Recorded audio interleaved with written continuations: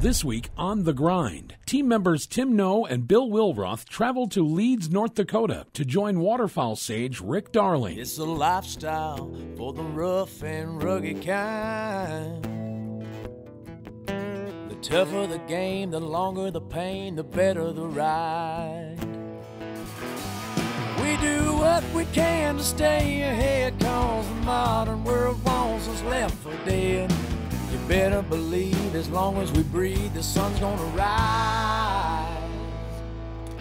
We dig real deep, try a little harder, buckle down tight, go a little farther so we can look back and be proud of what we've done.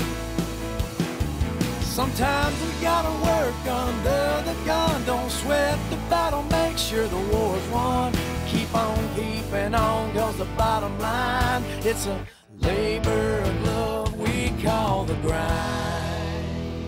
The Grind is brought to you by Lucky Duck Premium Decoys, Masters of Deception, Dakota Decoy, Premium Gunning Decoys for demanding hunters, Wild Ear, Custom Fit Hearing Enhancement and Protection, Rio, the official ammunition of the Grind Waterfowl TV, Pro Drive, Shallow Water Outboards, Authentic Wyoming High Mountain Seasonings, Sitka, specialized outdoor wear and equipment, Delta Waterfowl, the Duck Hunters Organization, Canadian Waterfowl Supplies, decoys and gear for marsh and field, and these fine sponsors.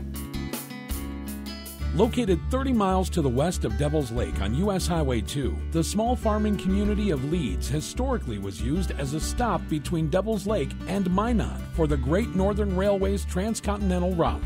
Today, this charming small town remains a farming community used as a stop for waterfowl, as tens of thousands of ducks and geese migrate through this region each fall.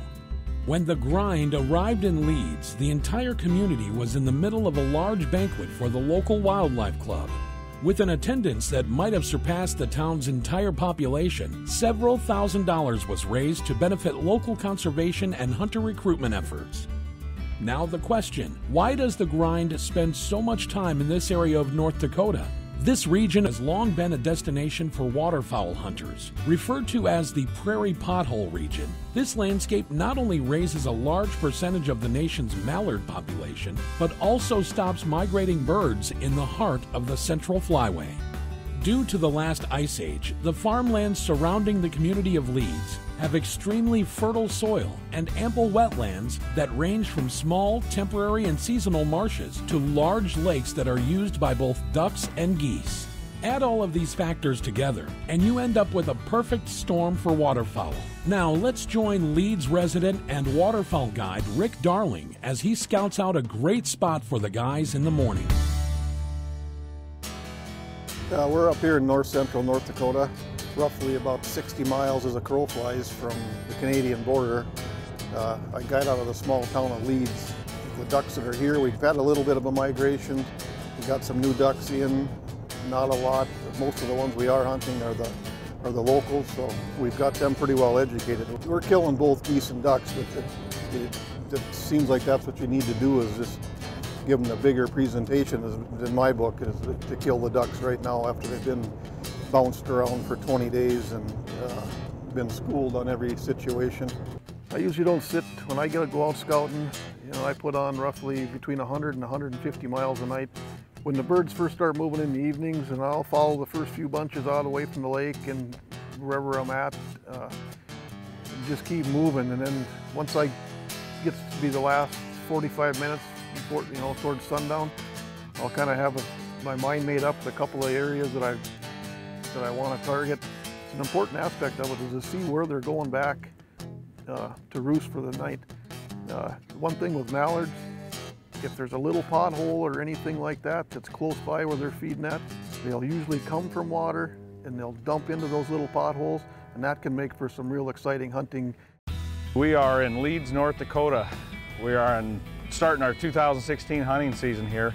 Actually, it's season 6 of The Grind, and we are with our good friends Blake and Rick Darling with North Country Guide Service. And This morning what we've got is a little loafing pond. We're chasing mallards this morning. They've been hitting this pond early in the morning, then they're actually milling and walking up into the bean field to feed. So it's not their roost, it's just a pond wherever they're coming off the roost, hitting the pond first, hopping up into the beans to feed, back into the pond for some water. So we're pretty early this morning. We've got a northwest wind. We're gonna get some decoys out. We're getting some blinds set up.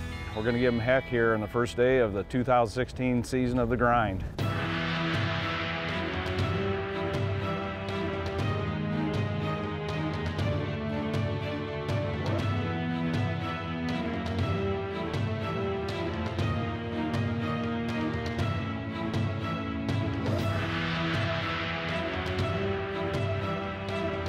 What we've done is just basically set two little pods of decoys with a real loose opening. Theory being is they're going to come in and they'll come to the hole between the two pods of decoys. The other thing that we've done, some guys do it a little different. We like to put the lucky ducks up tighter to the shore because they are going to key on those. I mean, that's what they're really coming to. So we'll put the decoys out in a formation where the ducks have to come between them, and then we pull the lucky ducks up tight to the shoreline. Hopefully they'll pull up into the shoreline where we get a good shot at them. We're getting the blinds brushed up now, and then we're going to move them over. We've got a northwest wind, so once again you're shooting into the sun a little bit, but we'll get more of a side shot on them today. Try and keep the sun somewhat at our side.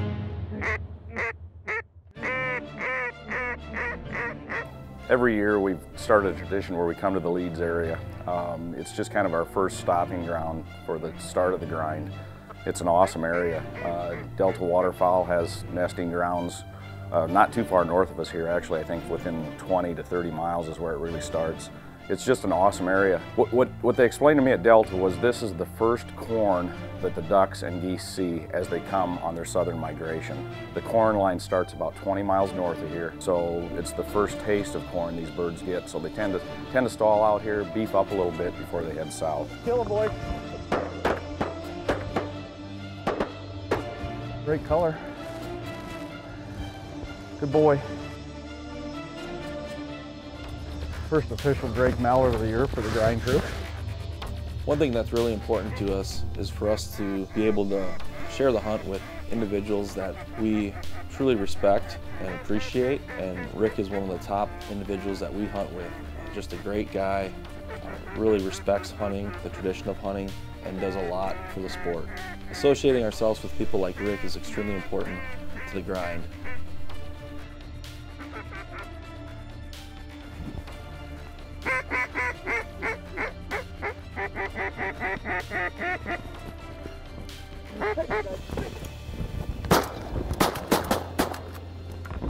Matt.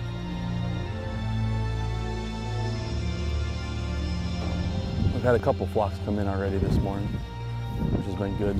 A lot of birds around. We got a couple, 4 or 5 of them down already. Just got set up here. We're probably 15-20 minutes from sunrise yet. Pretty breezy, a lot of ducks in the air.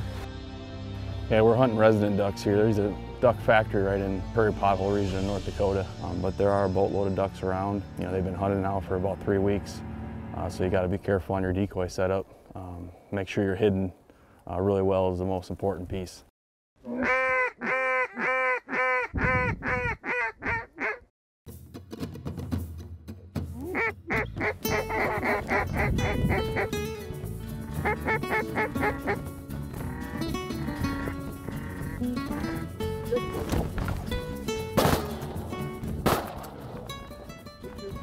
When you're calling mallards, I mean, honestly, you aren't doing a stage routine out there. If you go listen to a bunch of live ducks, really all you hear is the hen giving the little 5-note highball. You know, we call it a greeting call. When she sees other ducks, she tends to get a little more excited, so she might speed it up a little bit, but the cadence is exactly the same. And that's the most important thing in calling ducks. You need to get the cadence. You can have any different call you want, any sound, high-pitched, low-pitched, but you need to master that 5-note cadence. And you can add, it doesn't have to be 5 exactly, as long as you have the timing. It's all timing and tempo, how she releases that call. And you can sit and basically just give those little, we call them greeting calls, some people call them highballs. That's really all you need to master to call ducks. first learn to quack, the single quack, and then put it in a sequence of 4 or 5 notes. The feed chuckle. In the field, it's great background noise, but if you go watch a bunch of mallards, you're gonna hear just a lot of greeting calls. They're excited to see other ducks, so we try to replicate that, just nice little 4 or 5 note greeting calls.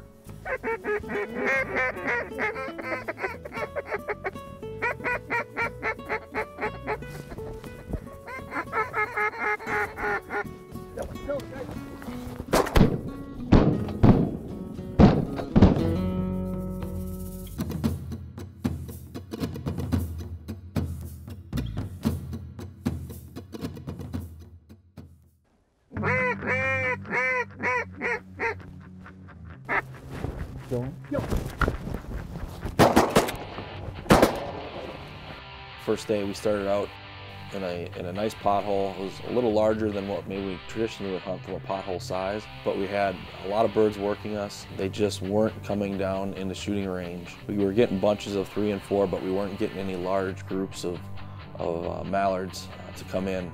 So it was a little bit challenging.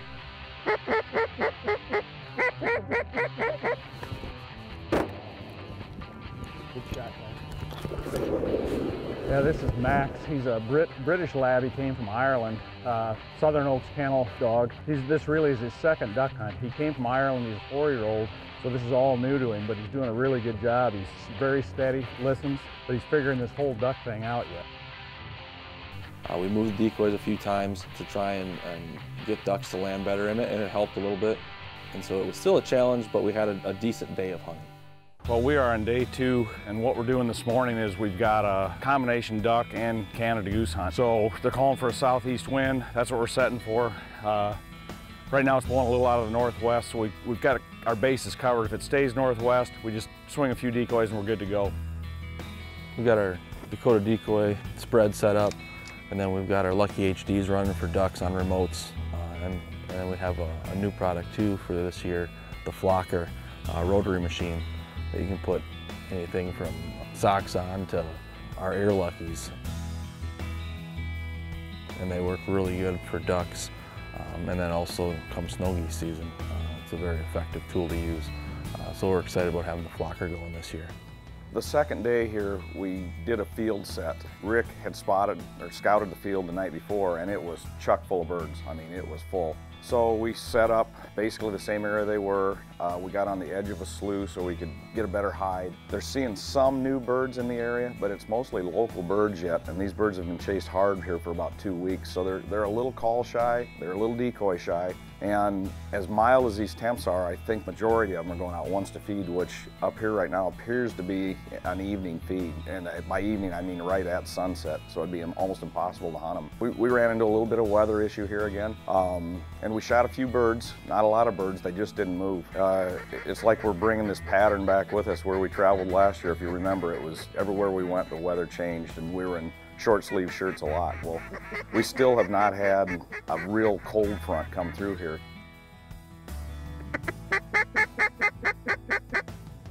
Shoot that drake.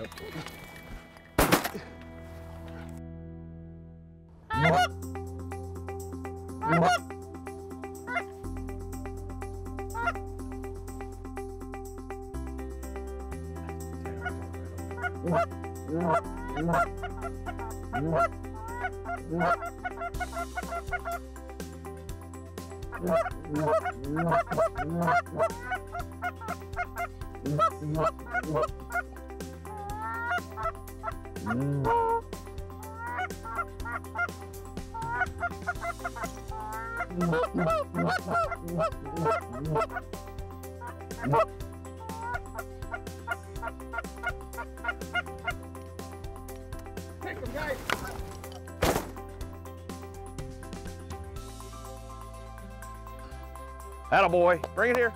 Good job, Max. Here, here, here. Good boy, Lise. That's Max's first geese ever. Came from Ireland, pheasant dog.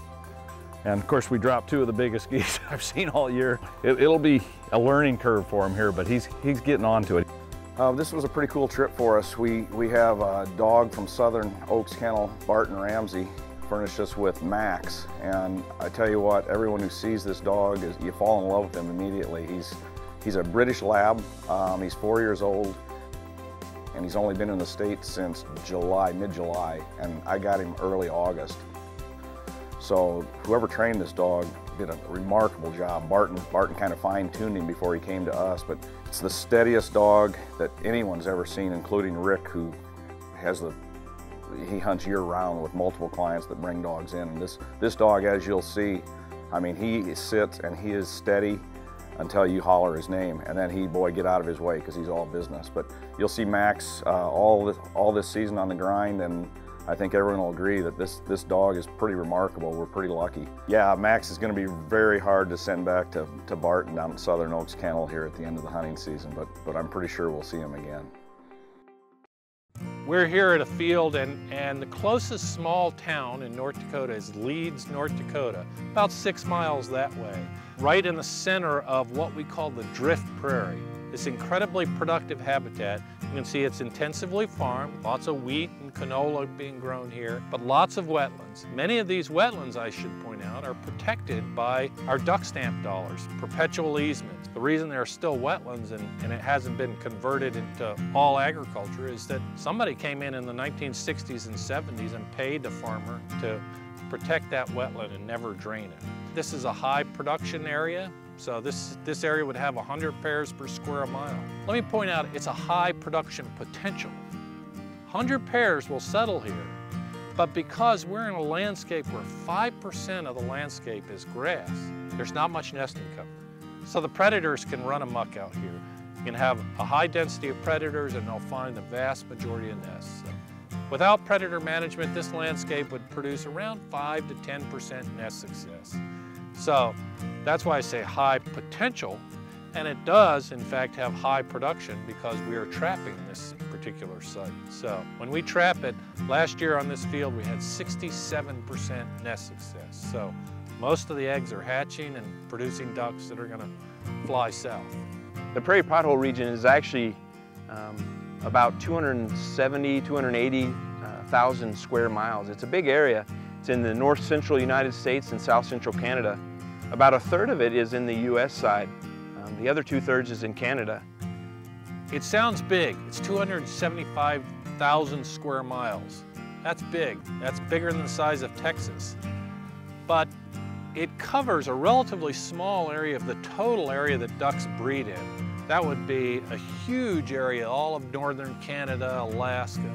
The prairie pothole region is variably accounts for anywhere from 50 to 80% of the ducks. So it's a relatively small area with a lot of ducks in it. It's critically important to waterfowl. Anywhere from 50 to 75% of the ducks that are harvested in the US are born right here in the prairie pothole region in a given year. And so that's why, water in the prairie pothole region is important. Why is water important, I guess, is it provides food, not only for the hen, but for her ducklings. It's got a bountiful source of invertebrates for protein, calcium, important things for egg production and also for duckling growth and feather growth. The temporary and seasonal wetlands are particularly important because they're shallow and they have a more bountiful source of invertebrates. They dry up every year, so there's some vegetative growth in those wetlands. And then when the water comes back in the winter, when you have snow and snow melt, those small shallow wetlands boom with invertebrates. The temporary and seasonal wetlands, though, they're a little bit more at risk, I guess you would say. Temporary and seasonal wetlands are often found in the middle of agricultural land, and they're shallow, so they're the easiest to drain. And as a farmer is trying to make his land most productive. Those wetlands, if they can, they'll drain them into a larger wetland. Really, the shallow ones are the best. The small potholes are the better ones. They heat up faster, they warm up, they feed ducks early in the spring, and they're what really drive production. So you have a range of wetlands in these areas. And in a great chunk of habitat, like right where we are, there are 100 potholes per square mile, 100 small wetlands on this 1 square mile. And that means we can have 100 pairs of ducks in a square mile. Now that's not like California or Louisiana where we can have 250,000 ducks in a wintering for a short period of time in a field before they eat all the food out. But but that's a very high density of ducks, 100 pairs per square mile. So, and it ranges. There are lots of areas in the prairie pothole region that are only 20 pairs per square mile.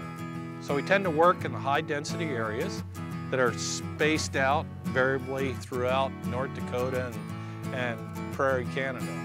But this prairie pothole region is an incredibly productive area of shallow, small wetlands that produce lots of duck food and are great potential for ducks. The big need here is essentially to preserve those small, shallow, temporary and seasonal wetlands, to protect those or work with farmers with programs to protect those wetlands. I guess that's the biggest conservation need, preserving that base of wetlands so that we ensure that there's the same fall flights we've been enjoying over the last 20 years. Visit our website, www.thegrindwaterfowl.com, where you will find past episodes as well as tips and tactics from the boys here at The Grind. Follow The Grind on Facebook, Twitter, Instagram, and YouTube.